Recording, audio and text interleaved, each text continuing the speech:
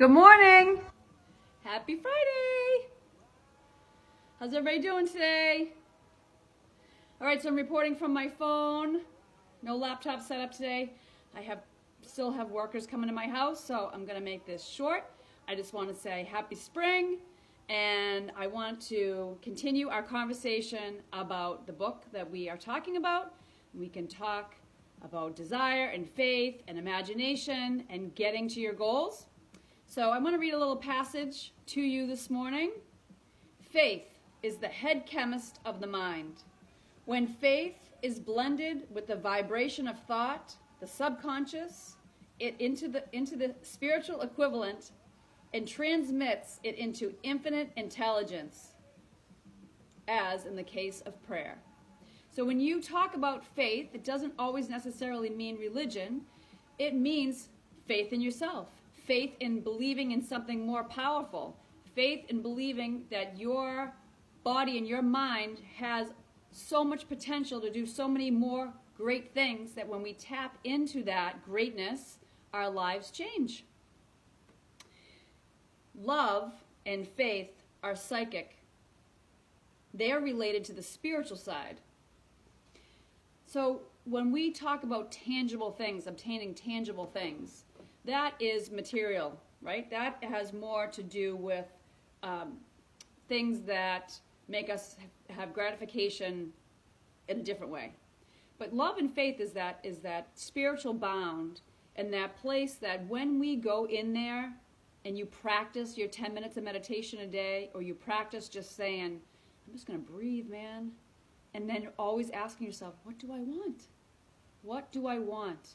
What do I want my world to look like? What do I want my feelings to be felt like? What do I want the people to be like that I spend my time with? What do I want my house to be like? What do I want, my work life to be like?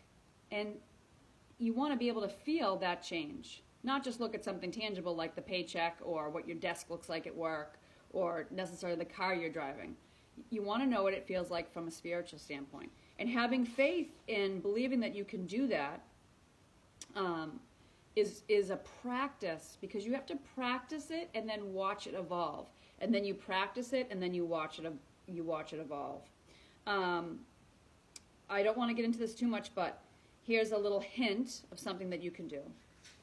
Repetition of affirmation of orders to your subconscious mind is the only known method of voluntarily develop of the emotion of faith.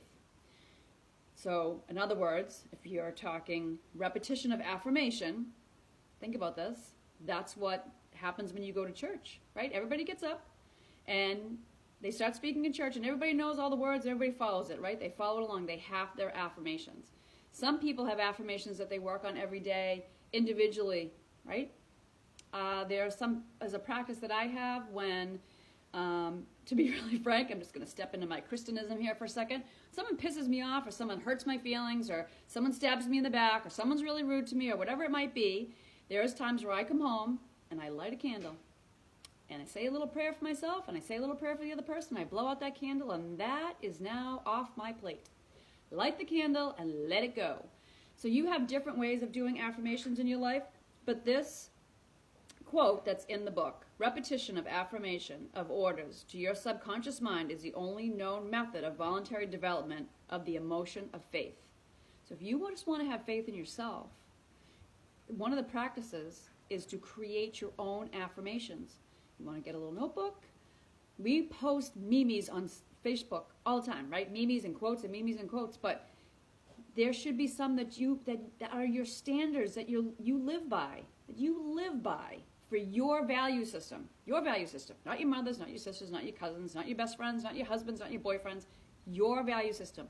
What are your affirmations? And this helps develop that strength to have faith in yourself. And the more you practice that, the better your results will be on how things start to look a little different in your life. So I just wanted to point that out today. It's Friday, and people automatically have this love affair with Fridays because, I don't know, they go back to their real life for the weekend. I don't really understand what that means, because I love every day. I really love Mondays. Yes, I'm crazy. I love Mondays. Why? Because I have an environment in which I enjoy everything around me. I enjoy everybody that I work with, right? You have to love the people that you work with. So I love the people that I work with. If you go to the gym, like say you go to the gym Monday through Friday, but you have the weekends off, well, do you love going to the gym with the people that are there? Do you love feeling strong and energetic? Do you go out and meet your business associates? Like I'm on my way right now, I have to leave soon, to meet with a business associate. We're going to have a cup of coffee and have a great conversation. Well, that's great. And that doesn't usually happen on the weekends. So look at all of your stuff that you do Monday through Thursday and write down all the gratitude reasons that you just love doing those things. And if there's not enough love and goodness in your Monday through Thursday and you just can't wait for Friday to come, then girlfriend, boyfriend, whoever's listening, you got to do something about that. You either have to go in with a different perspective to where you work, or you need to change where you work, or you need to do a totally different kind of work. I had a friend a long time ago who absolutely hated the job. Hated his job, really hated his job. And one of the things he couldn't quit his job. But it was the perspective of it. And he wanted to do other things that he loved, like what his passions were. He was very, very artistic, still is a very artistic person. And I was like, you know what? Let's change the perspective on where you go Monday through Friday from 9 to 5. Let's just change the perspective. Let's look at it as you drive to this company and you're going to volunteer for 8 hours a day. In exchange, they're going to give you money.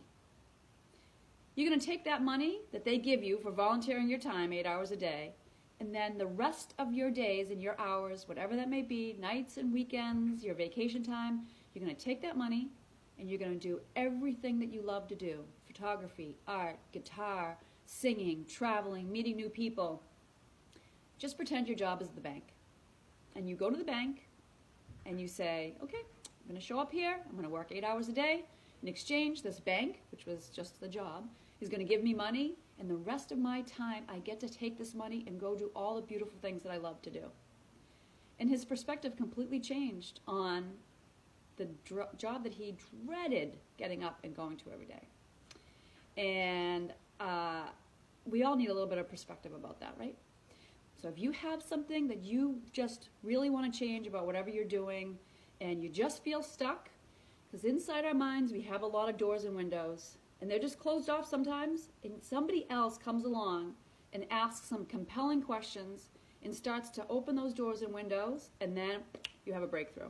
And having a breakthrough is what it's all about here at Beyond Fearless, having a breakthrough. So happy Friday. If you need me, you know how to reach me.